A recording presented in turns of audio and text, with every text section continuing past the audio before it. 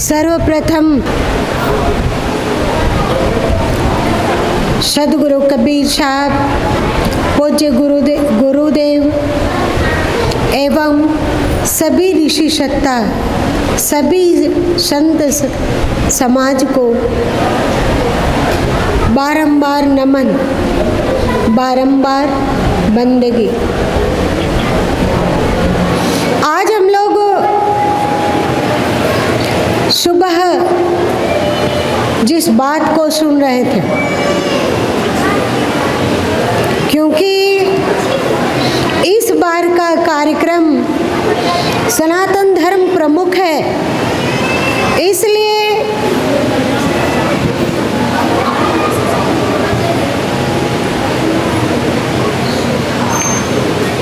सनातन धर्म की चर्चा विशेष रूप से की जा रही है।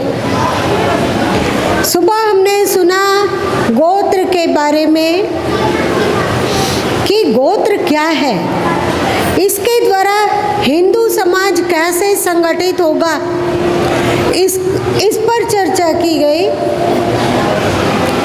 बतलाया गया आपको कि प्रमुख 7 गोत्र हैं जो कि सप्त ऋषियों के नाम से चला है। शास्त्रों के अनुसार भारतीय शास्त्र का अध्ययन करें, प्राचीन शास्त्र, तो उसमें स्पष्ट मिलता है कि ईश्वर ने सृष्टि की संरचना की इच्छा की और पहले मानस पुत्र का जन्म दिया उन्होंने, जिसमें सनक सनंदन जी, नारद जी, मारीच इत्यादि अनेक विरक्त संत धरती पर आए, पर उन्होंने सृष्टि को आगे बढ़ाने से इनकार किया। तब ब्रह्मा जी ने 7 जोड़ों को धरती पर भेजा, मतलब सप्त ऋषि को उनकी पत्नियों के साथ धरती पर भेजा और उन्हीं से सृष्टि कर्म का विकास हुआ। ये आप सुन चुके हैं। इन्हीं सप्त ऋषियों से खास करके एशिया की जनता, जो अभी पाकिस्तान में है, भारत में है, बांग्लादेश में है, अफ़गानिस्तान में है, कंबोडिया में है, ईरान में और दक्षिण अफ्रीका का कुछ हिस्सा और चीन का कुछ हिस्सा इत्यादि में जो भी मानव समुदाय फैला हुआ है, वो सप्त ऋषियों के वंशज हैं। वे लोग तो इस बात को भूल गए, पर सौभाग्यवश हिंदू समाज ने इसे याद रखा और उसको याद करने का एक जो प्रमुख ये है बिंदु है, वो ये कि अपने मूल पूर्वज को वे गोत्र के नाम से याद रखें। कश्यप गोत्र, सांडिल्य गोत्र, अत्रेय गोत्र, भारद्वाज गोत्र, भृगु गोत्र, ये सब गोत्र हैं। सुबह में इसकी पर्याप्त चर्चा चली कि कश्यप गोत्र के जहाँ ब्राह्मणों में कश्यप गोत्र है, वहीं जो क्षत्रिय वर्ग है उसमें भी कश्यप गोत्र पाया जाता है और वैश्य जातियों में भी कश्यप गोत्र है और शूद्र जाति जैसे रविदास में भी कश्यप गोत्र मिलता है। नाई, दुनिया, साहू, मोदी और अनेक, मतलब दलित से दलित वर्ग में भी कश्यप गोत्र मिलता है और उच्च से उच्च वर्ण जिसको कि आप लोग ब्राह्मण कहते हो उसमें भी कश्यप गोत्र मिलता है। इसका मतलब क्या है कि बांध के रखने में सक्षम है। राग, द्वेष, नफरत, जाति के नाम पर फूट, जाति के नाम पर लड़ाई झगड़ा, ये सब बंद हो सकता है। आवाज़ तो हमें बहुत ताकत लग रही है, इससे नहीं हो तो दूसरा माइक लगा।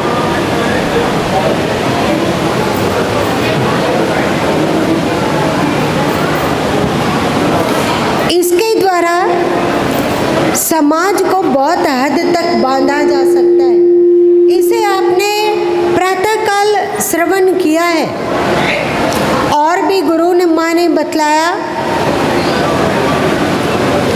कि सदगुरु कबीर साहब को गुरु माँ ने कहा है वे सनातन धर्म के पुरोधा हैं।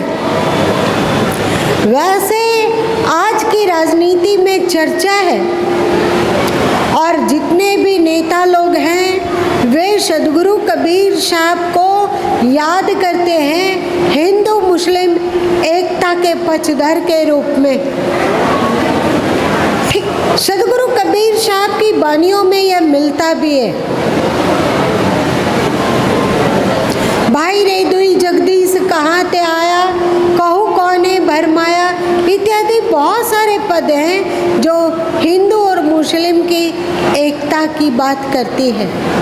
पर सदगुरु कबीर साहब का एक और भी रूप है और वो रूप है सनातन धर्म के पुरोधा सदगुरु कबीर साहब।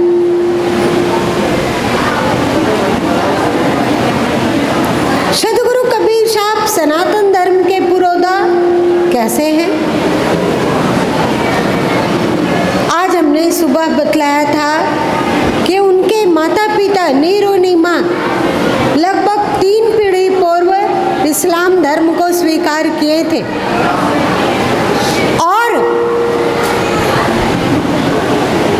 सदगुरु कबीर साहब को नीरू नीमान जी ने पालन पोषण किया। और सदगुरु कबीर साहब जब 8-10 साल के हुए तो वे उपदेश करने लग गए। लोगों ने कहा कि बिना गुरु का ज्ञान कहाँ? तो सदगुरु कबीर साहब रामानंद जी के शिष्यत्व को स्वीकार किए और अपने आप को वैष्णव रूप में घोषित किए।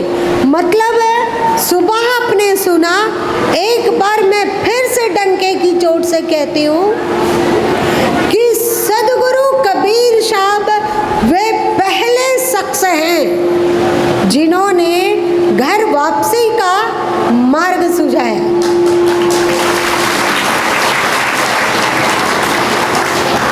घर वापसी पहले शख्स थे। उनके माता पिता 3 पीढ़ी पूर्व इस्लाम स्वीकार किए। सदगुरु कबीर साहब बचपन में ही उन्हें कह दिए कोई बलि नहीं, किसी तरह की कोई कुर्बानी नहीं, कोई मांसाहार नहीं और राम का भजन। राम नाम भजु लागू तीर सो दुर्लभ जात शरीर, राम नाम भजू चेती देखो मन माही हो।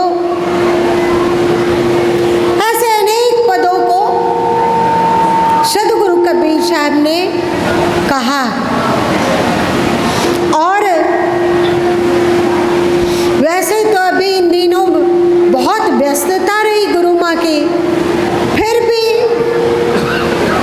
एक दिन मन में आया कि मैं लोगों को कुछ पॉइंट्स दूं जिसमें वे लोग खोज करें और देखें कि वे सदगुरु कबीर साहब हिंदू और मुस्लिम के एकता के विरोधी हैं, पुरोधा हैं या उनका अंतस सनातन धर्म से रंगा हुआ है।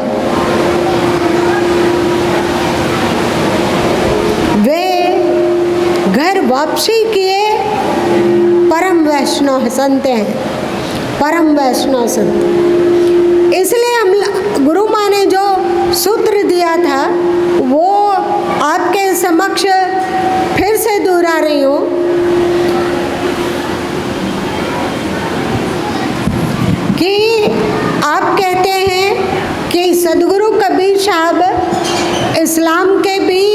इस्लाम को भी मानने वाले हैं और सनातन धर्म के को भी मानने वाले हैं। सदगुरु कबीर साहब कहते हैं, भाई रे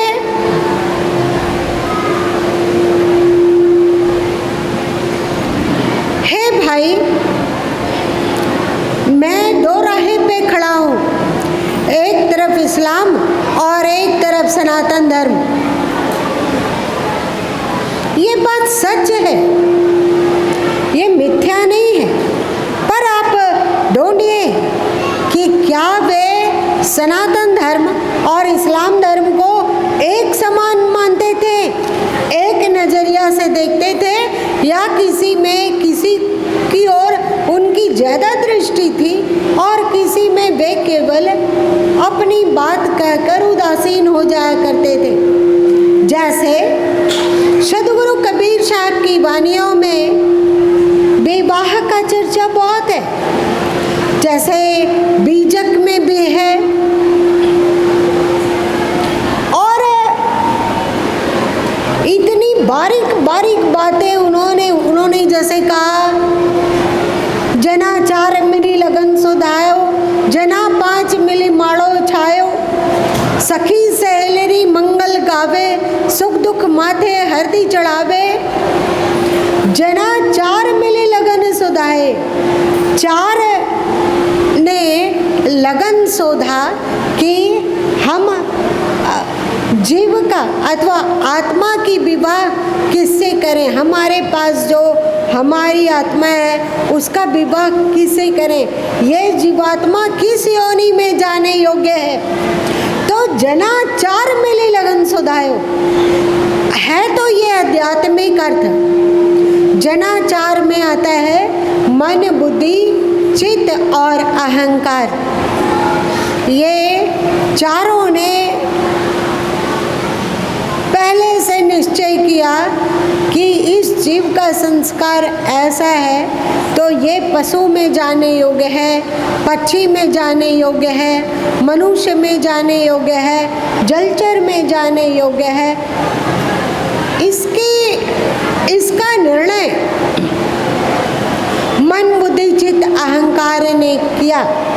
जना 5 मिली माड़ो छायो, 5 लोगों ने मिलकर मड़वा को छा दिया। अब बताइए, लगन शोधना, मड़वा छाना, ये सनातन धर्म में होता है या इस्लाम धर्म में होता है? जना 5 मिली माड़ो छायो, सखी सहेलरी मिली मंगल गावे। मंगल किसके विवाह में गाया जाता है, इस्लाम में या सनातन धर्मावलंबी? और सुख दुख माथे हरदी चढ़ायो। आप लोग जो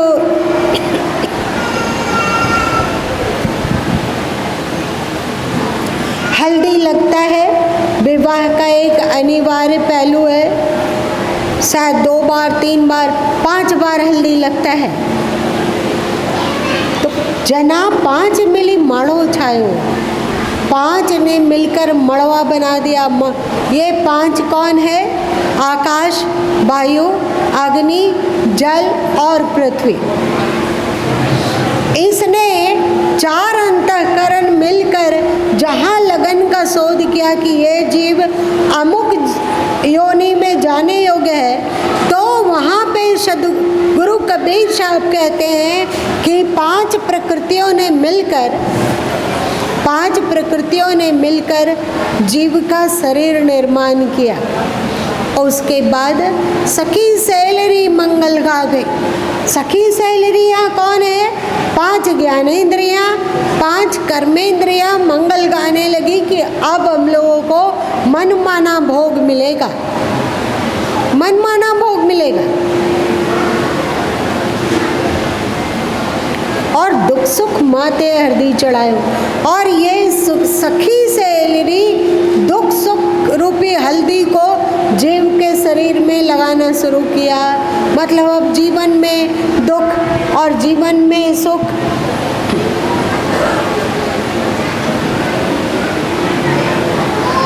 इसी तरह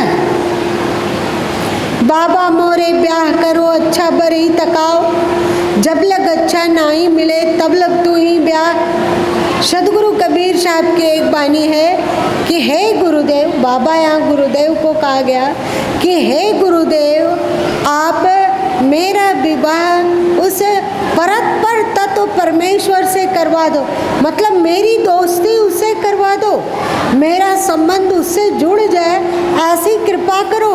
और फिर जब लग अच्छा वर ना मिले तब लग तू ही ब्याह।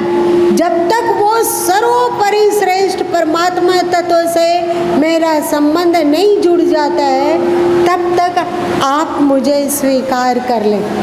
अब बताइए, यहाँ पे सदगुरु कबीर साहब ने विवाह शब्द कहा या निकाह शब्द कहा? क्या कहा?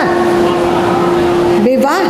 तो कैसे बोले कि सदगुरु कबीर साहब हिंदू मुस्लिम एकता के पुरोधा हैं, पर उनका अंतस रंगा हुआ है सनातन धर्म से। तभी तो इतने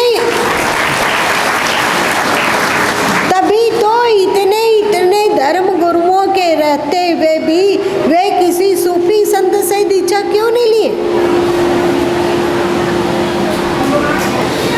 वे दीक्षा लेने के लिए रामानंद स्वामी को ही याद किए और उन्होंने कहा, मेरे संगी दो ही जना, क्या वैष्णव क्या राम। एक दाता है मुक्ति के, एक सुमरावे नाम। मेरे संगी दुई जना, क्या वैष्णव क्या राम। मेरे दोस्त, मेरे प्रिय, जिसके प्रति मेरी आस्था है वो दो ही जन है, एक वैष्णव और दूसरा श्री राम। उन्होंने तो यहाँ भी नहीं कहा कि मेरे दो प्रिय हैं, एक सूफी अथवा एक इस्लाम और दूसरा अल्लाह, ऐसा तो उन्होंने कहा नहीं। सदगुरु कबीर साहब का ये अनछुआ पहलू है जिस पर विद्वत समाज चर्चा नहीं करता है। नेता हो और संत लोग, हम लोग भी संत लोग को क्योंकि सरकार से सहयोग लेना है तो फिर सदगुरु कबीर साहब को सनातनी करके सहयोग नहीं ले सकते। हिंदू मुस्लिम एकता के पुरोधा होते हुए भी उनका अंतस पूरा का पूरा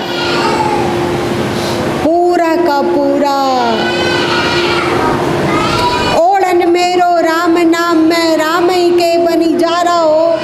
सदगुरु कबीर साहब कहते हैं, ओढ़न मेरो राम नाम में, मैं राम नामी चादर को ओढ़ लिया हूँ। ओढ़न मेरो राम नाम में राम ही के बनी जा रहा हो, और मैं राम का ही व्यापार करता हूँ, घूम घूम कर राम का प्रचार कर रहा हूँ।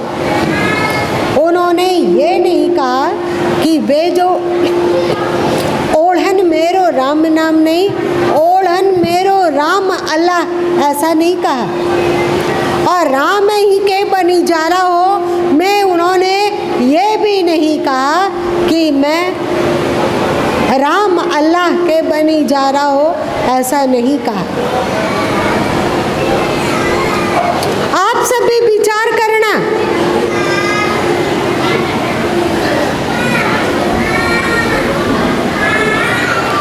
दूसरी बात, वैष्णव, अब उनकी वाणियों में देखिए कि वे शाकाहार के समर्थक हैं या मांसाहार के। आप लोग जानते हो वे किसके समर्थक हैं? जोर से बोलो। शाकाहार। और शाकाहार का प्रचलन कहाँ है? सनातन धर्म। मेरे भाई तेज आवाज में बोलो ना। तो बताओ उनका अंतस किससे रंगा हुआ है?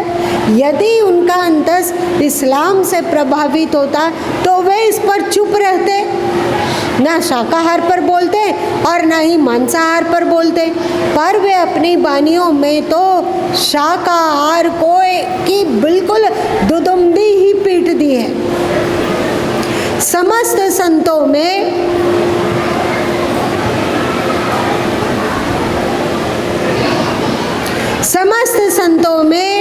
सद्गुरु कबीर साहब सबसे अधिक शाकाहार पर बोलते हैं। समस्त संतों में सद्गुरु कबीर साहब ने शाकाहार पर सबसे अधिक बल दिया। इसलिए ये डंके की चोट से कहा जा सकता है कि सद्गुरु कबीर साहब सनातन धर्म के एक सर्वश्रेष्ठ पुरोधा। तीसरा पॉइंट हमने लिखा था पौराणिक भक्तों का उदाहरण या मोमिनों का उदाहरण या सूफी फकीरों का उदाहरण। किसका उदाहरण दिया उन्होंने? सद्गुरु कबीर साहब कहते हैं प्रभु तो वो भक्ति के बस भाई, जाति वर्ण कुल रीझत नाही, नारी जय चतुराई, प्रभु तो भक्ति के बस भाई। आप लोग गाएंगे प्रभु तो भक्ति के बस भाई।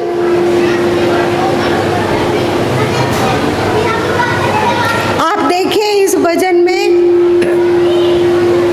कि वे किसका उदाहरण दे रहे हैं, किसका उदाहरण देते हैं? सनातन धर्म के भक्तों का या मुस्लिम भक्तों का अथवा ईसाई भक्तों का अथवा यहूदी भक्तों का अथवा पारसी भक्तों का? किसका उदाहरण देते हैं वे? इसी तरह का एक और प्यारा सा भजन है मोहे भावे भक्ति भिलनिया के। ये पौराणिक भक्तों का उदाहरण है। शब्दों में कहते हैं मोहे भावे भक्ति भिलनिया के। मुझे भिलनिया का की भक्ति, भिलनिया किसे कहा जा रहा है? सबरी को। सबरी की भक्ति मुझे बहुत प्यारी लगती है। आप बताओ, सद्गुरु कबीर साहब पर एक नया शोध होना चाहिए। अगला पॉइंट है सामाजिक समरसता।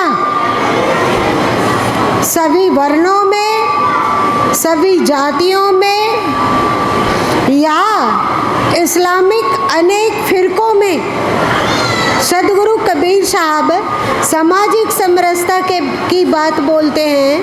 तो सामाजिक समरसता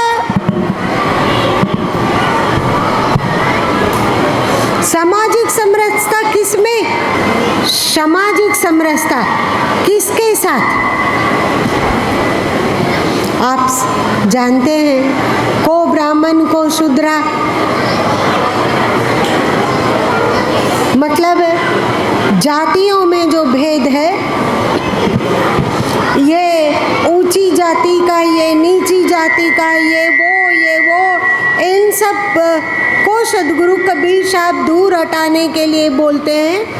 अन्य धर्मों के फिरकों में समता लाने के लिए उन्होंने एक लाइन भी नहीं कहा। आप अपने घर की चिंता ज़्यादा करते हैं या पड़ोस के घर की चिंता ज़्यादा करते हैं? किसकी चिंता करते हो भाई? अपने घर की। वैसे ही सद्गुरु कबीर साहब भी सनातन धर्म की चिंता करते हैं और सामाजिक समरसता के लिए वे बोलते हैं, केवल हिंदू समाज के लिए, कि तुम लोग जाति में मत डूबो, वर्ण में मत डूबो। जाति के नाम पर ये बड़ी जाति, ये छोटी जाति का पागलपन बहुत किए। अब इस बात को बंद करो, इस बात को बंद करो और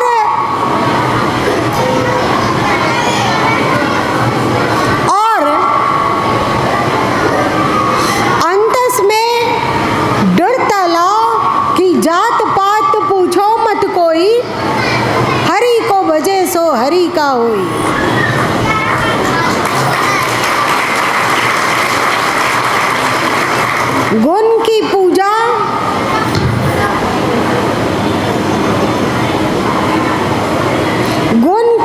होती है।